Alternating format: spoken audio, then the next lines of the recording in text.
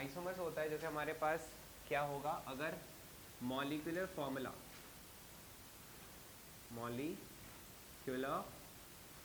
Formula अगर same हो जाए, ठीक है, और मॉलिक्यूलर फॉर्मूला क्या होना चाहिए, सेम, वेयर एज डिफरेंट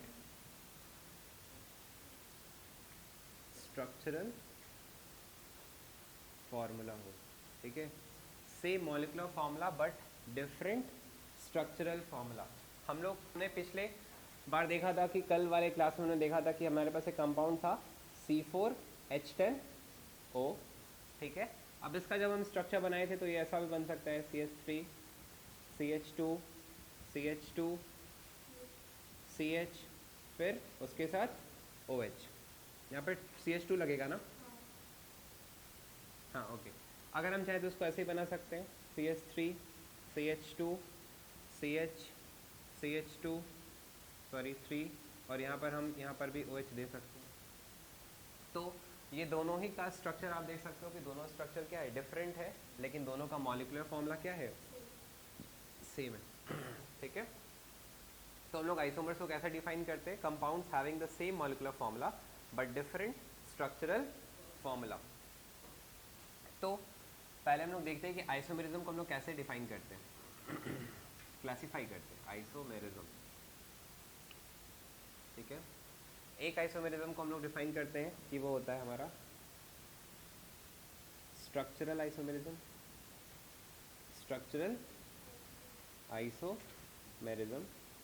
और हमारा दूसरा पार्ट होता है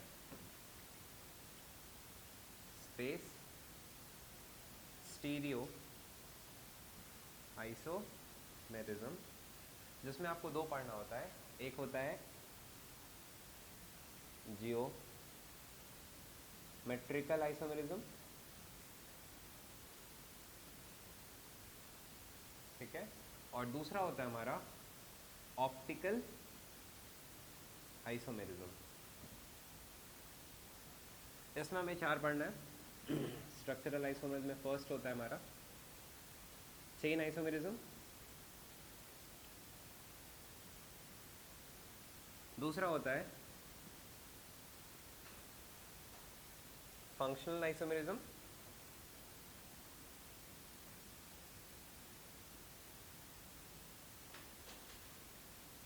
नेक्स्ट है हमारा पोजीशन आइसोमेरिज्म,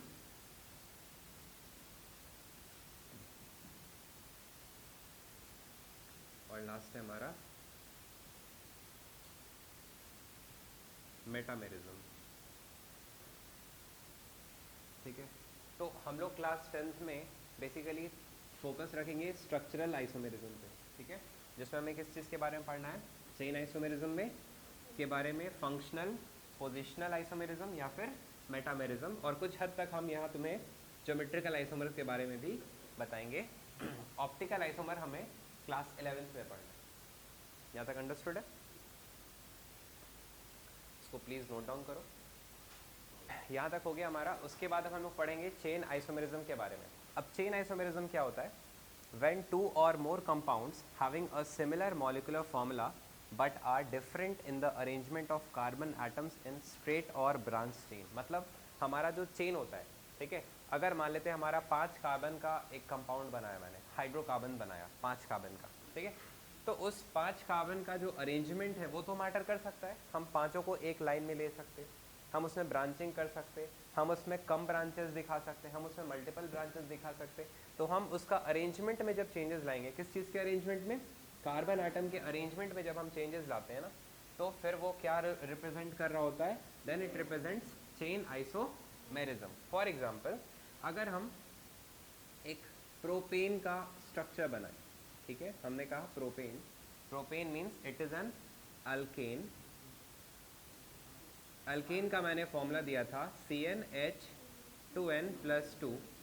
प्रोपेन मीन्स हमारे पास 3 कार्बन है, तो अगर हम C3 बोले तो 3 का डबल होता है 6 और +2 करने पर आ जाता है 8।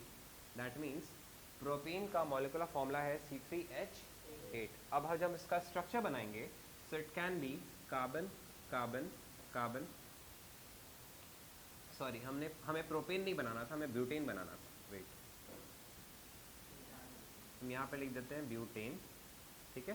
ब्यूटेन में हमारे पास 4 कार्बन हो जाएंगे, 4 2 ज़ा 8 + 2 वी हैव 10। तो अब हम ब्यूटेन में कार्बन कार्बन कार्बन कार्बन इस तरह से भी अरेंज कर सकते हैं, या फिर हम चाहें तो कार्बन कार्बन एंड कार्बन और एक कार्बन नीचे दे दिया, ठीक है। अब बचे हुए कार्बन को हाइड्रोजन से सेटिस्फाई कराएंगे।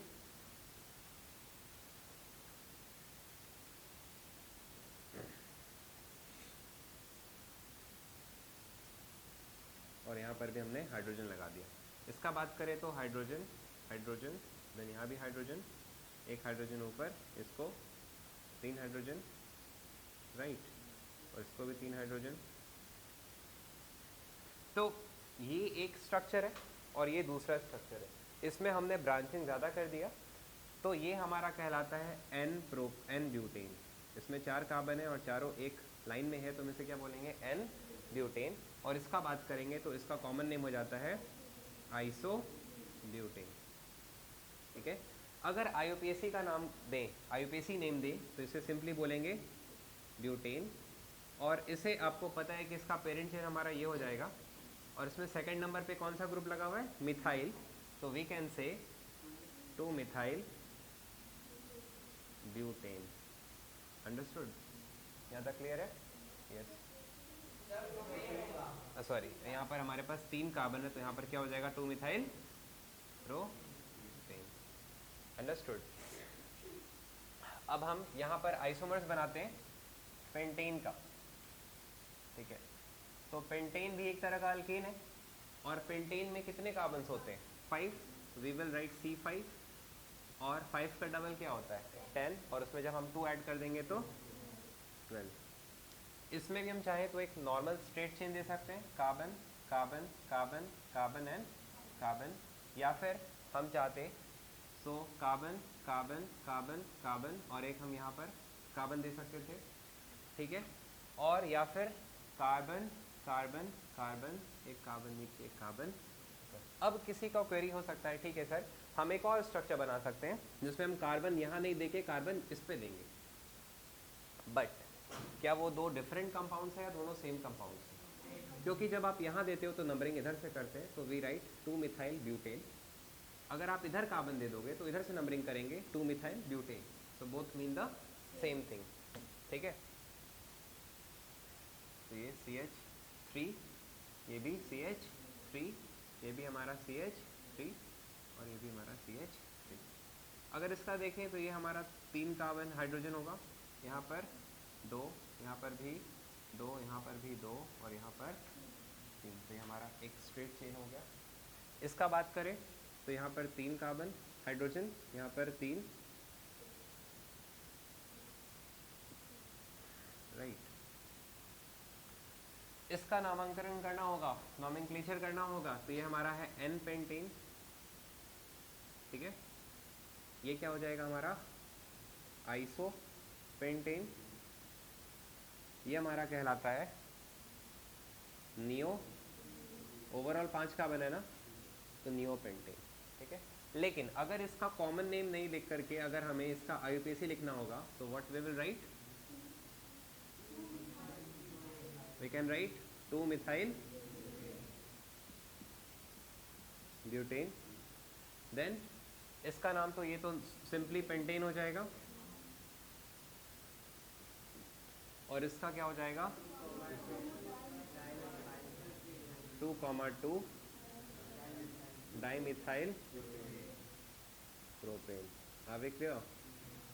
तो इस तरह से हम सेम ही मॉलिक्यूलर फॉर्मूला था ना C5H12, लेकिन इसका हमने 3 अलग अलग स्ट्रक्चर्स बना के दिखाया, और इस तीनों स्ट्रक्चर्स में सिर्फ और सिर्फ ये डिफरेंस है कि कार्बन का जो अरेंजमेंट हमने कहा है कि अगर कार्बन के अरेंजमेंट में वेरिएशन आएगा तो we call it as a chain isomerism. तो यहाँ पर किस चीज़ में वेरिएशन आ रहा है, कार्बन के अरेंजमेंट में, और जब कार्बन के अरेंजमेंट में चेंजेस आएगा तो उसे क्या बोलेंगे?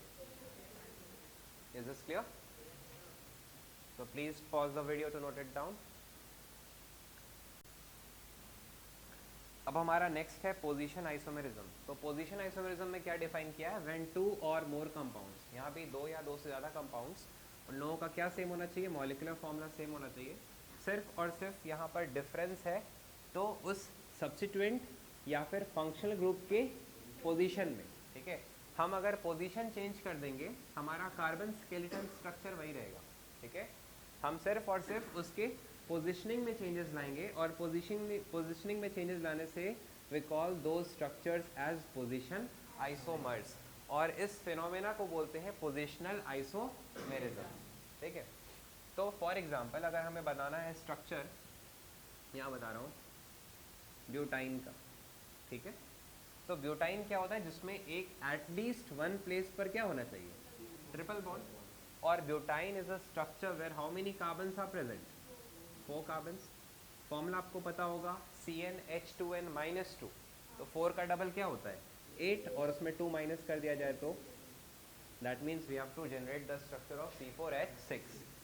तो C4 है ना, तो कार्बन कार्बन कार्बन और कार्बन।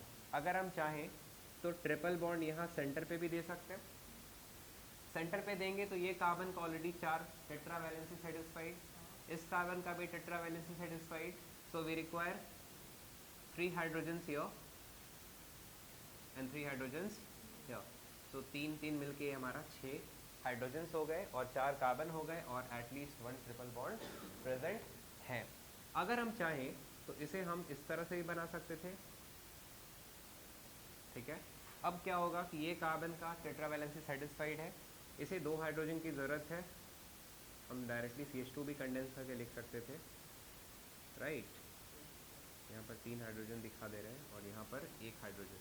तो अब आप इस दोनों को रिलेट करो, इसका हम कंडेंस स्ट्रक्चर नीचे लिख दे रहे हैं, CH triple bond C CH2 single bond CH3, ठीक है।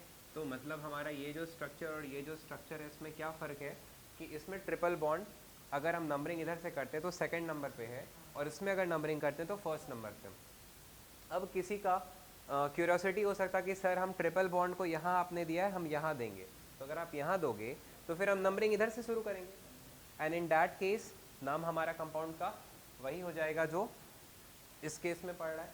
तो इस कंपाउंड का क्या नाम हो जाएगा आप बताओ, 1 2 3 एंड 4, 4 कार्बन है तो ब्यूट 2 आइन, और इसका क्या नाम हो जाएगा 1 आइन, अंडरस्टूड। तो ये क्या है, हमने यहाँ पर डबल या ट्रिपल बॉन्ड के पोजीशन को शिफ्ट किया, पोजीशन में चेंजेस लाया, we call it as positional isomers, ठीक है। या फिर हम क्या कर सकते थे, अगर हम बोलते हैं ब्रोमोपेंटेन, ठीक है, ब्रोमोपेंटेन है तो हमारे पास 5 कार्बन है, सो 1 2 3 4 एंड 5। अब ये ब्रोमीन को हम यहाँ भी लगा सकते थे तो हो जाएगा 2 ब्रोमोपेंटेन। अगर हम इसी ब्रोमीन को यहाँ लगा दें तो क्या कहला जाएगा 3 ब्रोमोपेंटेन, और अगर इसी ब्रोमो को फर्स्ट पे लगा दे तो क्या कहला जाएगा 1 ब्रोमोपेंटेन। और कोई पॉसिबिलिटी नहीं है ना, क्या आप 4 ब्रोमोपेंटेन बना सकते, क्योंकि 4 ब्रोमोपेंटेन एक रॉन्ग स्ट्रक्चर है। अब आगे जाओगे एक्सरसाइज में तो आपको मिलेगा 4 ब्रोमोपेंटेन, ठीक है, वहाँ मेंशन किया रहता है कि ये एक रॉन्ग IUPAC नेम है, आप इसका करेक्ट IUPAC नेम बताइए। तो हम क्या करेंगे, पेंटेन बनाएंगे 1 2 3 4 एंड 5, 1 2 3 4, 4 नंबर पे हमने क्या लगा दिया। अब आप अपना नंबरिंग जो किए थे उसको भूल जाइए, और अब आप बताइए कि इसका नाम क्या होना चाहिए, 1 2 3 4 and 5, so it should be 2 bromopentane. So question रहता है करेक्ट द IUPAC नेम, और आपको इस तरह से करेक्ट करना है। बट हमारा अभी मोटिव क्या था, सीखना पोजिशनल आइसोमेरिज्म। हमने सीखा कि पोजिशनल आइसोमेरिज्म में हम बेसिकली क्या कर रहे हैं, किसी सब्स्टिट्यूएंट का या फिर किसी फंक्शनल ग्रुप का हम पोजीशन में चेंजेस ला रहे हैं, या फिर डबल या ट्रिपल बॉन्ड के पोजीशन में चेंजेस ला सकते हैं। जैसे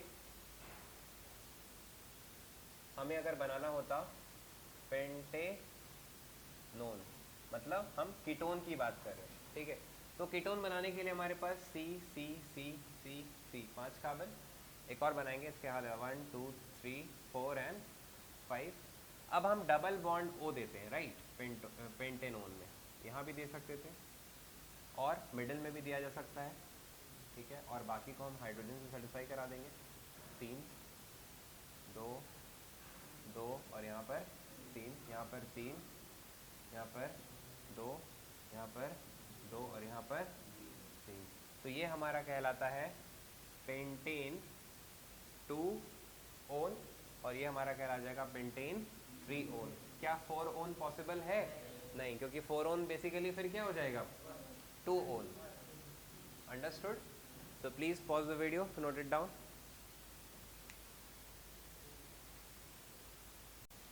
अब नेक्स्ट है हमारा फंक्शनल आइसोमेरिज्म, ठीक है।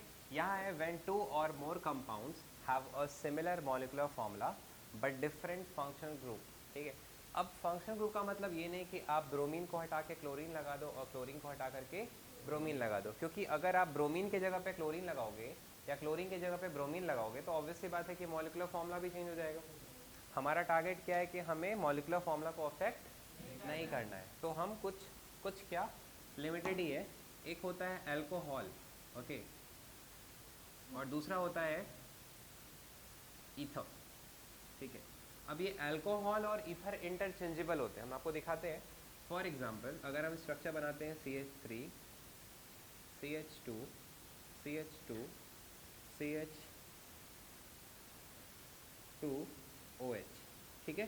तो ये हमारा जो कंपाउंड है ना, ये हमारा कहलाता है ब्यूटेन 1 ऑल, ठीक है। ये एक क्या है, एक अल्कोहल है जिसमें 4 कार्बन है और एक अल्कोहलिक ग्रुप हमने OH लगा दिया। अगर हम इस OH ग्रुप को यहाँ से हटा के यहाँ लगा देंगे तो फिर हमारा वो कहलाने लगता है पोजीशन आइसोमेरिज्म।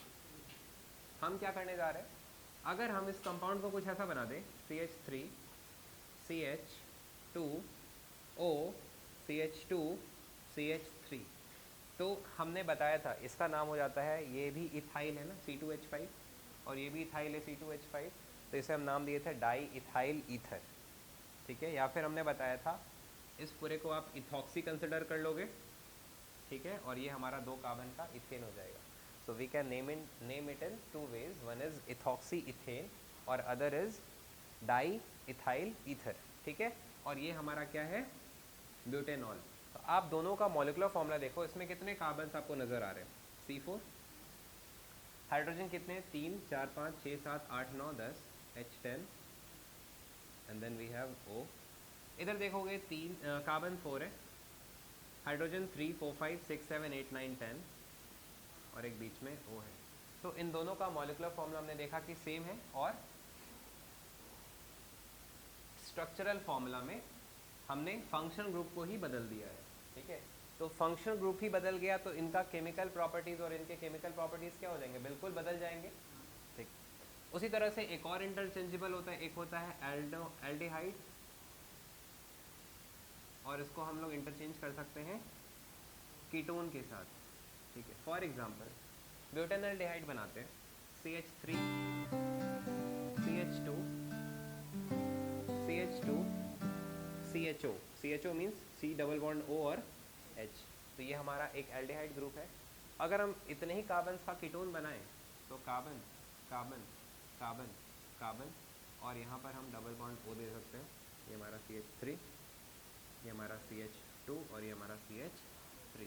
मतलब आप मॉलिक्यूलर फॉर्मूला खुद से चेक कर लो, ये दोनों का मॉलिक्यूलर फॉर्मूला आपको सेम ही मिलेगा, सिर्फ और सिर्फ फ़र्क यहाँ है कि इसमें हमने एल्डिहाइड ग्रुप लगाया है CHO और इधर हमने कीटो ग्रुप लगाया है। होप इट्स क्लियर, ठीक है। तो please pause the video to note it down.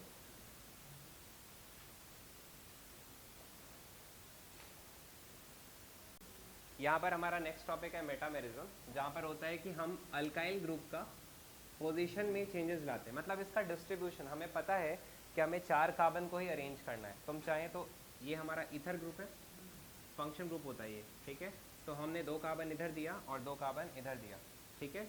या फिर हम चाहें तो इधर 1 कार्बन और इधर 3 कार्बन दे सकते हैं। सेम चीज़ अगर हम कीटोन में बात करें तो कीटोन में भी क्या होता है, कार्बन ऑक्सीजन डबल बॉन्ड, इधर भी बॉन्ड फ्री है इधर भी बॉन्ड फ्री है।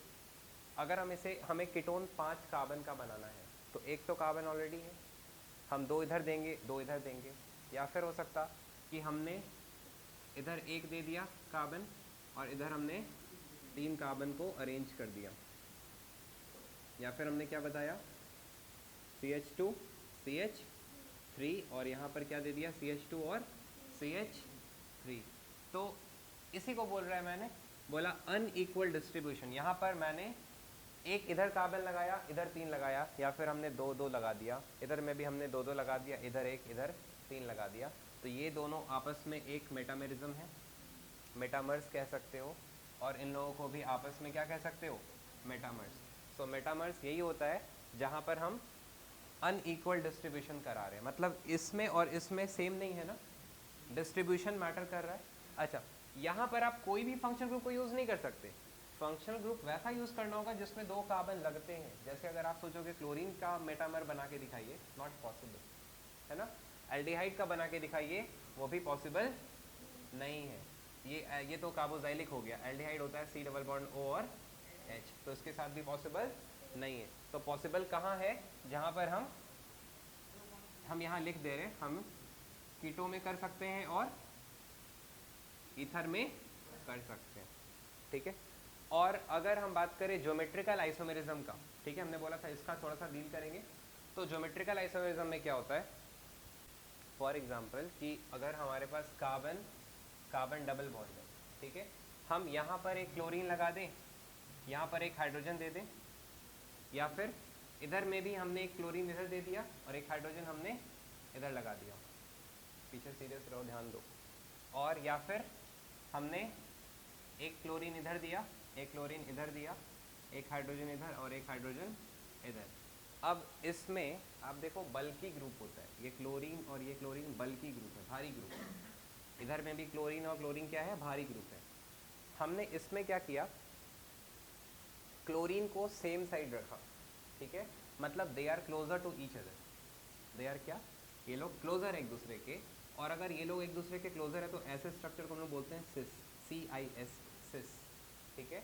और इसमें क्लोरीन अल्टरनेट है, मतलब they are maximum distance apart, ये एकदम उधर है, ये एकदम इधर है। तो बल्कि ग्रुप जितने दूर होते हैं, रिपल्शन इनके बीच में उतना कम होता है, मतलब इनके बीच में उतना कम रिपल्शन होगा, ये उतने ही स्टेबल होंगे, इनका मेल्टिंग पॉइंट, इनका बॉइलिंग पॉइंट, ये सब काफ़ी ज़्यादा होगा, जबकि ये उतने स्टेबल नहीं होते।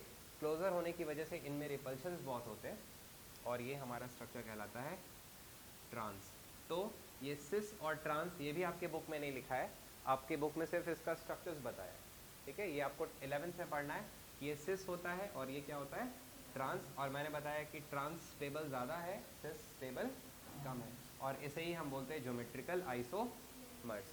और ज्योमेट्रिकल आइसोमरिज्म दिखाने के लिए यहाँ पर कार्बन कार्बन के बीच में मल्टीपल बॉन्ड्स होने चाहिए, ठीक है, मतलब इनका रोटेशन रिस्ट्रिक्टेड होना चाहिए। फॉर एग्जांपल कि अगर हम एक कार्बन इधर पैक है और एक कार्बन इधर पैक है, तो इनके बीच में रोटेशन हो सकता है आराम से, ये घूम सकते हैं।